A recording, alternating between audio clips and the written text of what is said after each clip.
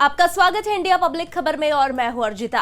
उत्तर प्रदेश की 9 विधानसभा सीटों पर उपचुनाव की तारीख आगे बढ़ने के बाद से विपक्ष के टारगेट पर चल रही सीएम योगी की सरकार को एक और बड़ा झटका लगा है। पहले बुलडोजर एक्शन पर सुप्रीम कोर्ट की तल्ख टिप्पणी के बाद अब यूपी में मदरसों को लेकर सुप्रीम कोर्ट ने यूपी सरकार को बैकफुट पर ला दिया है, जिसको लेकर अब एक तरफ मुस्लिम धर्मगुरुओं की ओर से रिएक्शंस की बाढ़ आ गई है, तो वहीं अपनी सियासी जमीन को वापस मजबूत करने के इरादे से यूपी उपचुनाव के मैदान में अकेली उतरी बसपा सुप्रीमो मायावती ने भी बड़ा बयान दे डाला है और साथ ही साथ सपा चीफ अखिलेश यादव ने भी हां में हां मिलाते हुए बड़ी बात कह दी है। यूपी में मदरसों को लेकर एक बड़ा फैसला आज सुप्रीम कोर्ट ने सुनाया, जिसे सूबे की सीएम योगी के नेतृत्व वाली बीजेपी सरकार के लिए एक अनएक्सपेक्टेड झटके के तौर पर देखा जा रहा है। सुप्रीम कोर्ट ने आज उत्तर प्रदेश मदरसा शिक्षा कानून 2004 की संवैधानिकता को बरकरार रखा है। साथ ही इलाहाबाद हाई कोर्ट का फैसला खारिज करते हुए सुप्रीम कोर्ट ने कहा कि हाई कोर्ट ने इस कानून को असंवैधानिक ठहराकर गलती की थी, क्योंकि हाई कोर्ट ने इसी साल इस कानून को असंवैधानिक बताते हुए खारिज कर दिया था। एक तरफ सुप्रीम कोर्ट ने यह फैसला सुनाया, तो वहीं दूसरी तरफ मुस्लिम धर्मगुरुओं से लेकर तमाम सियासतदानों की तरफ से इस मुद्दे पर बयानबाजी भी सामने आई और इसी कड़ी में बसपा सुप्रीमो को सपा चीफ अखिलेश यादव का साथ मिल गया है। जहां एक और बसपा सुप्रीमो ने सुप्रीम कोर्ट के फैसले पर बयान देते हुए सरकार को बड़ी नसीहत दे डाली है, तो वहीं अखिलेश यादव ने भी यूपी की सीएम योगी की सरकार को पानी पी पी कर सुनाया है। बसपा सुप्रीमो मायावती ने मदरसा शिक्षा बोर्ड पर सुप्रीम कोर्ट के दिए गए निर्णय का स्वागत किया। उन्होंने कहा कि यह फैसला स्वागत योग्य है। साथ ही उन्होंने उम्मीद जताई है कि इस निर्णय से अब मदरसा शिक्षा को लेकर उपजे विवाद और हजारों मदरसों की अनिश्चितता समाप्त हो जाएगी। सोशल मीडिया प्लेटफॉर्म एक्स पर बैक टू बैक पोस्ट करते हुए बसपा सुप्रीमो ने लिखा कि सुप्रीम कोर्ट द्वारा आज एक अहम फैसले में यूपी मदरसा शिक्षा बोर्ड कानून 2004 को वैध और संवैधानिक करार दिए जाने के फैसले का स्वागत है। इससे यूपी में मदरसा शिक्षा को लेकर उपजे विवाद और हजारों मदरसों की अनिश्चितता को अब निश्चय ही समाप्त होने की संभावना है। इस पर सही से अमल जरूरी है। अगले पोस्ट में बसपा सुप्रीमो ने लिखा कि सुप्रीम कोर्ट के फैसले के बाद अब खासकर यूपी के मदरसों को मान्यता मिलने और उनके सुचारू संचालन में स्थायित्व आने की संभावना है। अदालत ने कहा कि मदरसा एक्ट के प्रावधान संवैधानिक मूल्यों के अनुरूप है और ये धार्मिक अल्पसंख्यकों के शैक्षिक अधिकारों की सुरक्षा करते हैं।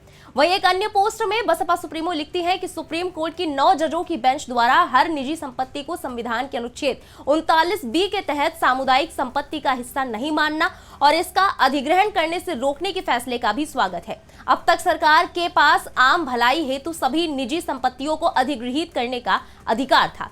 उधर यूपी मदरसा एक्ट को संवैधानिक करार दिए जाने के सुप्रीम कोर्ट के फैसले पर प्रतिक्रिया जाहिर करते हुए सपा चीफ अखिलेश यादव ने कहा कि यह फटकार कोई नई नहीं है। अभी तक के जो कार्यकाल देखेंगे, सबसे ज्यादा सुप्रीम कोर्ट की फटकार उत्तर प्रदेश सरकार को मिली है। समय समय पर उत्तर प्रदेश सरकार ने असंवैधानिक काम किए हैं, उसका परिणाम यह है कि अदालत हस्तक्षेप करती है। हमें पूरा भरोसा है कि जितने भी असंवैधानिक फैसले लिए हैं वो सब टर्न डाउन होने चाहिए।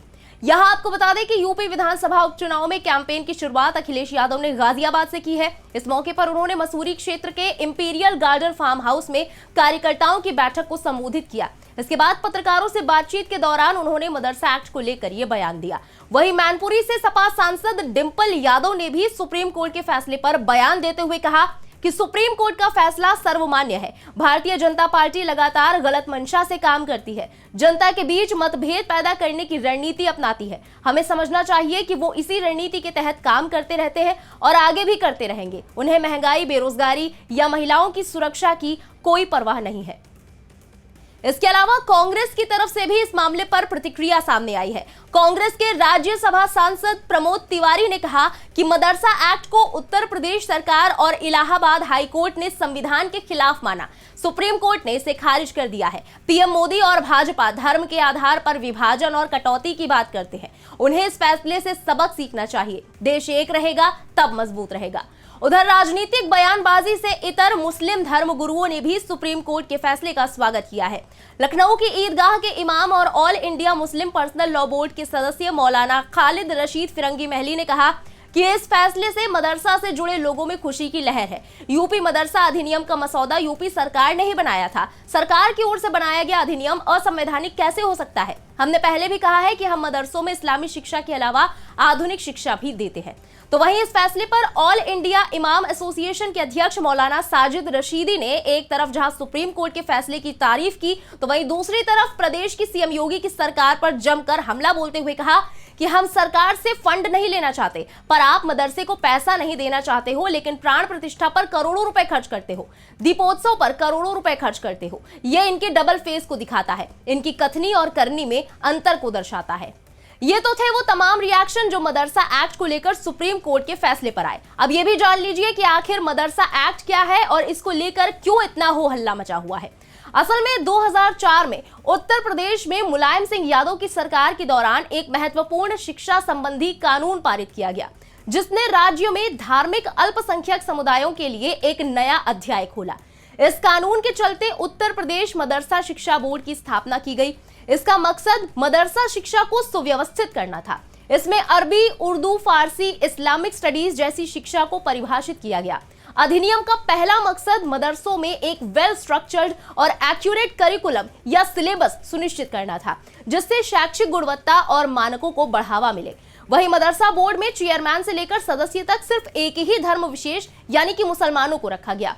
वहीं इस मदरसा एक्ट में रजिस्टर्ड मदरसों को बुनियादी ढांचे, संसाधनों और शिक्षकों के वेतन में सुधार के लिए स्टेट फंडिंग और अनुदान का भी प्रावधान किया गया। बड़ी बात यह है कि मानक पूरा करने वाले मदरसों को मदरसा बोर्ड मान्यता देता है। बोर्ड मदरसों को पाठ्यक्रम, शिक्षण सामग्री और शिक्षकों के प्रशिक्षण के लिए भी गाइडलाइंस देता है। मीडिया रिपोर्ट्स के मुताबिक प्रदेश में इस वक्त मदरसों की कुल संख्या लगभग 23,500 है। इनमें लगभग 16,000 से ज्यादा मदरसे मान्यता प्राप्त है, यानी ये सभी रजिस्टर्ड है। इसके अलावा लगभग 8,000 से ज्यादा मदरसे गैर मान्यता प्राप्त मदरसे हैं।